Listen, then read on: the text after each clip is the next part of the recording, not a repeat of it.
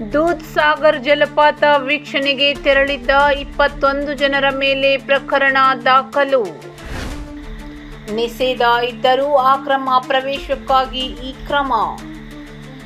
ದೂದ್ಸಾಗರ್ ಜಲಪಾತ ವೀಕ್ಷಣೆಗೆ ನಿರ್ಬಂಧ ಹೇರಿದ ಆರ್ಪಿಎಫ್ ಅಧಿಕಾರಿಗಳು ಕ್ಯಾಸರ್ ಲಾಕ್ ಮತ್ತು ಕೋಲಂ ನಡುವೆ ಇರುವ ಸುಂದರ ದೂದ್ಸಾಗರ ಜಲಪಾತ ಇದಾಗಿದ್ದು, ಜೂನ್ 30ರಿಂದ ಜಲಪಾತ ವೀಕ್ಷಣೆಗೆ ಪ್ರವೇಶವನ್ನು ನಿರ್ಬಂಧಿಸಲಾಗಿದೆ.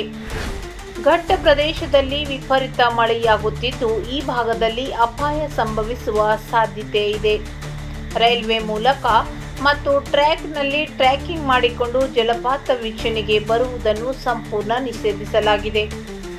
ರೈಲ್ವೆ ಇಲಾಖೆ ಸೂಚನೆಯನ್ನು ಧಿಕ್ಕರಿಸಿ ಅನಧಿಕೃತವಾಗಿ ದೂದ್ಸಾಗರ್ ಮತ್ತು ಕ್ಯಾಸರ್ ಲಾಕ್ ನಿಲ್ದಾಣಗಳ ನಡುವೆ ಟ್ರ್ಯಾಕಿಂಗ್ ಮಾಡಿಕೊಂಡು ಬಂದಿದ್ದ 21 ಜನರ ಮೇಲೆ ರೈಲ್ವೆ ಕಾಯ್ದೆ ಪ್ರಕಾರ ಪ್ರಕರಣ ದಾಖಲಾಗಿದೆ. ಕ್ಯಾಸರ್ ಲಾಕ್ ಮತ್ತು ಕೋಲಂ ನಡುವಿನ ಕರಂಜೋಳ, ದೂದ್ಸಾಗರ್ ಮತ್ತು ಸೋನಾಲಿಂ ನಿಲ್ದಾಣಗಳಲ್ಲಿ ರೈಲು ಗಾಡಿಗಳ ಅಧಿಕೃತ ನಿಲುಗಡೆ ಬಂದ್ ಮಾಡಲಾಗಿದೆ.